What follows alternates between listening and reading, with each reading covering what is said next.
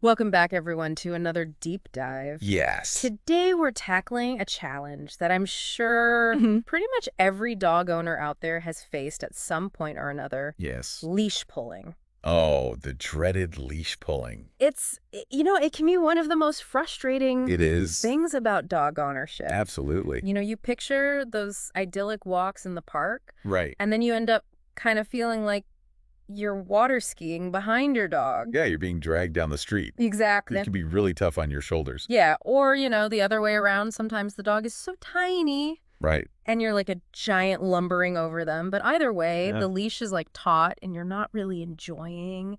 Yeah, it's not a pleasant experience for either party. Exactly. So we're going to get into the nitty-gritty. Uh-huh. We're not just going to talk about solutions. Right. But we're going to try to get inside the dog's head a little bit. Yeah. And figure out why they do this in the first place. It's essential to understand their perspective. Right. I mean, have you ever stopped to think about what it's actually like for a dog to be on a leash? Well, and I think one of the biggest misconceptions is that they're being defiant when they pull. That's a common assumption. Yeah, you think, oh, they're just not listening to me. Yeah. But, They're trying to be dominant or they're not respecting my authority. Yeah. But the reality is far more nuanced. Okay, so tell me more about that. Well, for starters, dogs experience the world through their senses. Mm-hmm. And their senses are far more acute than ours. Right. Take their sense of smell, for instance. Yeah. I mean, everyone knows dogs can smell way better than us. It's not just a little bit better, it's thousands. Yeah. Even tens of thousands of times stronger than our own. Wow. So that fire hydrant that your dog is so obsessed with, it's not just a fire hydrant to them. Right. It's like a giant message board filled with olfactory information. Oh. It's telling them who's been there, what they ate. Interesting. Even their emotional state. Wow. So it's like they're getting all this information. It's like reading a newspaper. Yeah. Written in scents.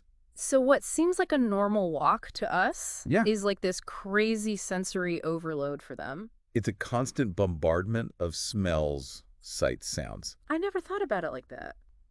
It's no wonder they have a hard time focusing it. Yeah, I mean, it's like trying to have a conversation in a crowded room. Exactly. While someone's like whispering secrets in your ear. And someone's tapping you on the shoulder. Right. It's just too much stimulation. So it's not that they're being intentionally disobedient. No. It's more like they're just overwhelmed by everything. They're just so excited by the world around them. That makes a lot of sense. And it's important to remember that walking on a leash, it's not a natural dog behavior. Oh, right, of course. It's something we need to teach them. Okay, so it's like any other training. We have to give them the tools and the understanding. Absolutely. So where do we begin with that? Well, one of the most effective and humane approaches is positive reinforcement. So instead of punishing pulling, we reward the behavior we want to see. Precisely. Okay, so let's say my dog is walking calmly beside me.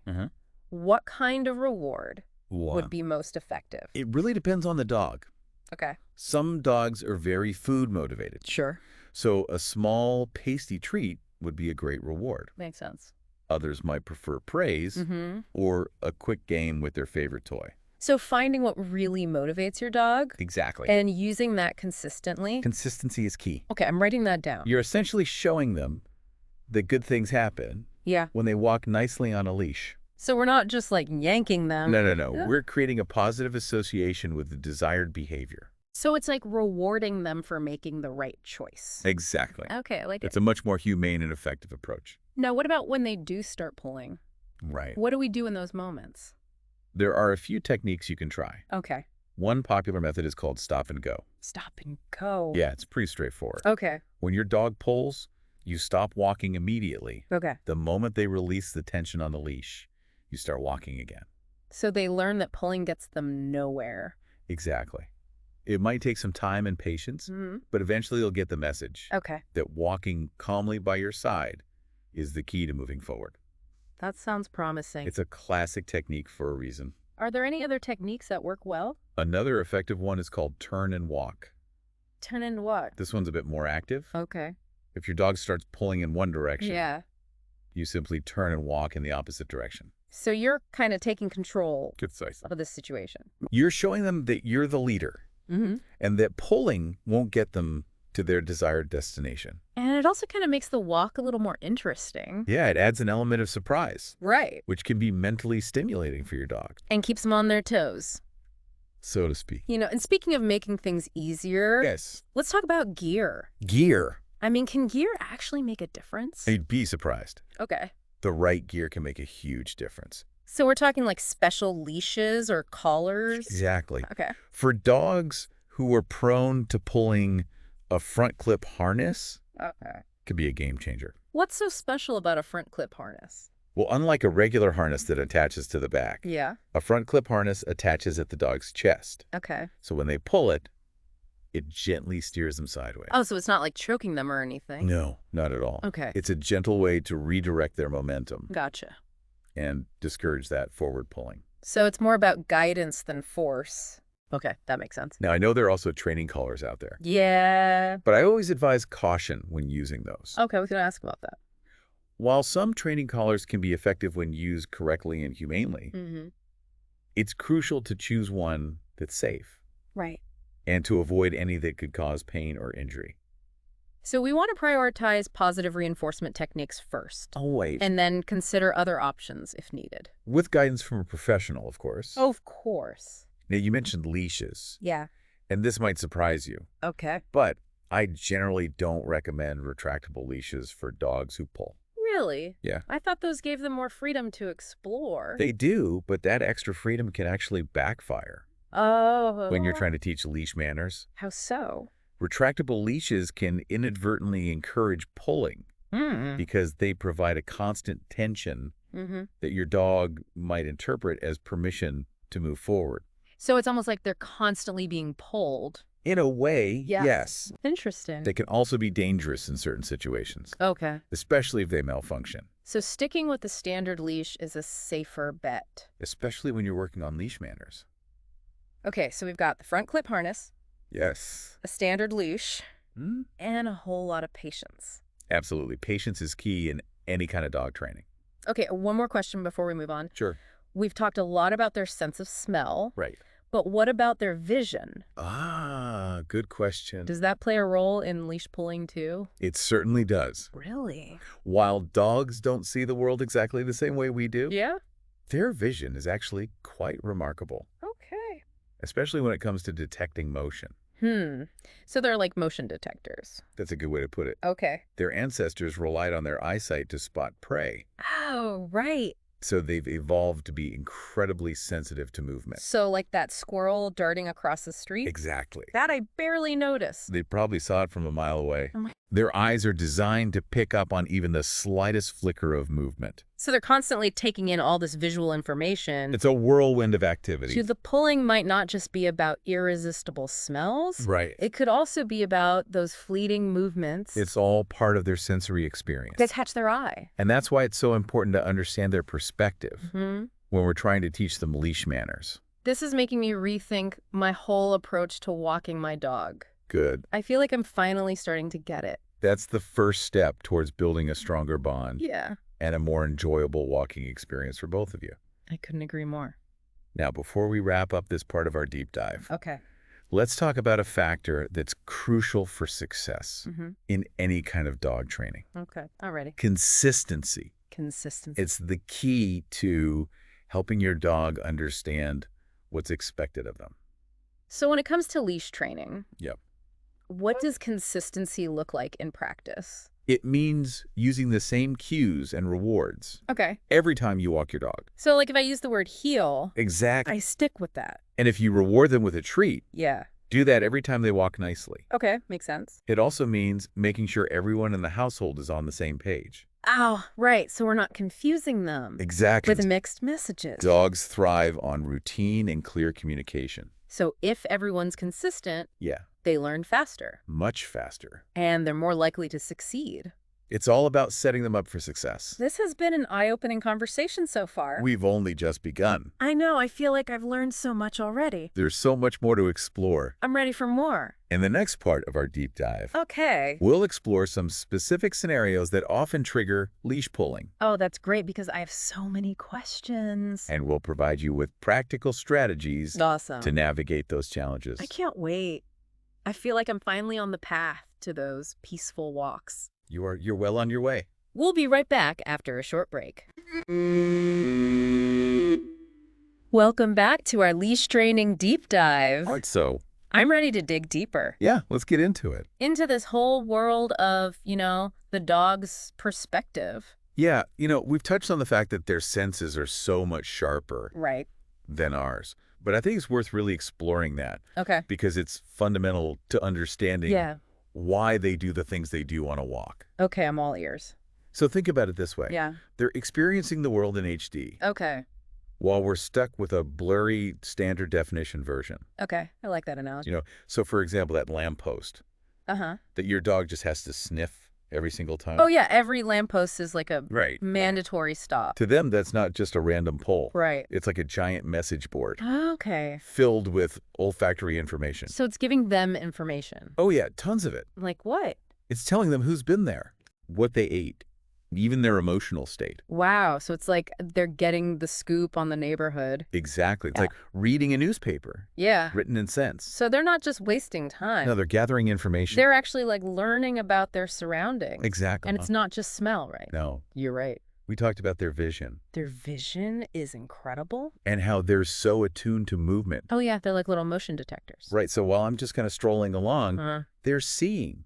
They're seeing everything. Every little thing. Every leaf that falls, every bird that takes flight. Oh my gosh. That squirrel darting across the street.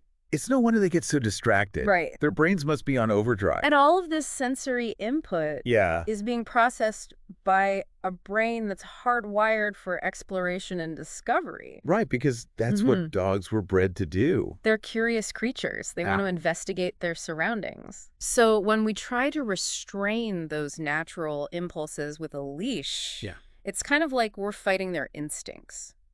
In a way, yes. Okay, so how do we find that balance between allowing them to explore and setting those boundaries? That's where training comes in. Okay. It's about teaching them to channel that energy in a way that works for both of us. So we're not trying to suppress their natural instincts. No, not at all. We're just kind of guiding them. Exactly. Okay, so instead of this like battle of wills, it's more like a communication gap. You got it. And we need to bridge that gap by understanding what they're trying to tell us. They're communicating through their behavior. And through their pulling. And it's up to us to listen.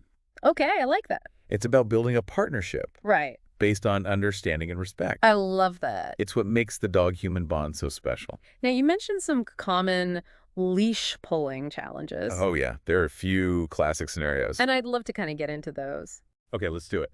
Like, for example, what about when your dog sees another dog? Oh, the dog needs dog situation. Yeah, they just go crazy. It's a common trigger. Yeah, and it's so embarrassing. I know, but it's understandable. Okay, why? Well, dogs are social creatures. Right. The sight of another dog can trigger a surge of excitement. Okay. Or sometimes even anxiety or fear. So it's not always like a happy reaction. Not always. Okay, so how do we handle those encounters? Well, the first step is to try and anticipate them. Okay. And increase the distance. So give them space. Yeah, as much space as possible. Gotcha. That extra distance can help reduce their arousal level. Makes sense. And make it easier for them to focus on you. Okay, but what if a close encounter is unavoidable? Then distraction is your best friend. Okay. Have some high-value treats on hand. So like their absolute favorite. Exactly. Okay. And try to redirect their attention before they go into overdrive. To basically distract them. Yeah, keep them focused on you. Before they even see the other dog. Ideally, yes. Okay. You can also practice some basic obedience commands. Like what? Sit, look at me. So giving them something else to think about. Exactly. Okay. The goal is to keep things calm and controlled. Right, because if they start pulling or lunging, then it's kind of game over. It's best to remove them from the situation. And try again later. When they're calmer. Okay, that makes sense. It's about setting them up for success. All right, let's talk about another challenge. The dog who just has to sniff everything. Oh, the world's most interesting smells. Yeah, they're like little detectives. They were following those scent trails. And it can be so frustrating when you're trying to actually go for a walk. It's like we're on two different missions. And again, it comes back to that incredible sense of smell. Right. Every blade of grass, every lamppost. Yeah. It's like a sensory feast for them. So do we just have to accept Yeah. that will be stopping every 2 seconds? It's about compromise. Instead of trying to eliminate sniffing altogether, Yeah. try incorporating designated sniff breaks. Sniff breaks. Yeah. I like that. Choose a spot where they can safely explore. Okay. Indulge their sense of smell for a few minutes. So it's like giving them permission to sniff. Exactly. Okay. And by allowing them to satisfy that urge, you'll find they're more likely to walk calmly the rest of the time. So it's a win-win. Exactly. Okay. I can get on board with that. Now, one last scenario I want to touch on. Okay. The dog who seems to forget all their training Oh, yeah. the minute they step outside the front door. Like they have selective hearing. Just like a switch flips. Yes, exactly. They're perfect angels inside, Uh-huh.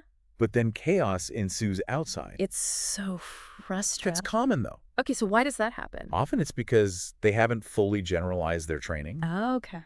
They know the rules inside, Yeah. but the excitement of the outside world can throw them off balance. So it's like they think different rules apply. Yeah, kind of. Okay, so how do we help them understand? Practice, practice, practice. Okay. Start by practicing leash walking in a low distraction environment.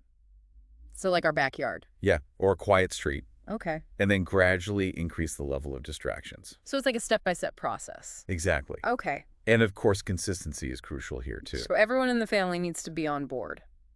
Everyone using the same cues and rewards. Okay, we don't want to confuse them. Right. Clear communication is essential. This has been so helpful. I'm glad to hear that. I'm starting to feel like I can actually tackle this leash pulling problem. You absolutely can. I'm ready to put all this knowledge into action. Excellent. But first, I have a few more questions. All right, let's hear them. Welcome back to our deep dive. It's time for our Q&A. All right, let's tackle those questions. So one that I think is probably on a lot of people's minds is how long does this actually take? Right. Because I'm picturing myself, spending months and months trying to train my dog and And still pulling. Yeah. So it's a common question. Yeah. How long does it take to train a dog to stop pulling? Yeah. Is there like a magic number? I wish there was. Yeah. Unfortunately, there's no one-size-fits-all answer. Okay. It really depends on a lot of factors. Like what? Well, you've got the dog's age, Okay. breed personality, their previous training experience. Right. So if they've never had any training. It might take a bit longer. Okay. And of course, the consistency of the training. Yeah, that's probably a big one. Huge. So some dogs might pick it up quickly. Others might take a bit longer. Exactly. Some might show improvement within a few days or weeks. Wow. While others might need months of consistent practice. Okay, so patience is key. Absolutely. Patience and persistence. Okay, I can do that. It's important to remember that every dog learns at their own pace. That's a good point. And the key is to stay positive, consistent, and to focus on celebrating those small victories along the way. Little by little. Exactly. Now, what if I've tried all the things we've talked about and I'm just not seeing improvement? Right. What do I do then? Well, if you're feeling stuck, Yeah. it might be time to call in the professionals. Okay. A certified dog trainer can assess your dog's individual needs and create a training plan Okay. specifically for them. So it's like personalized help. Exactly. Okay. They can also offer valuable insights into your dog's behavior. Right, because maybe I'm missing something. You might be. Okay. And they can help troubleshoot any challenges. So like a fresh perspective. Exactly. Okay. And remember, there's no shame in asking for help. Yeah, good point. It's a sign that you're committed to your dog's well-being Absolutely. and to creating a positive walking experience for both of you. Okay. Speaking of walking. Yes. Let's talk about retractable leashes. Ah, the retractable leash debate. Yeah. Are they ever a good idea? That's a tricky one. Okay. Well, they can be convenient in certain situations. Like what? Like if you're in a wide open space with no distractions. Okay.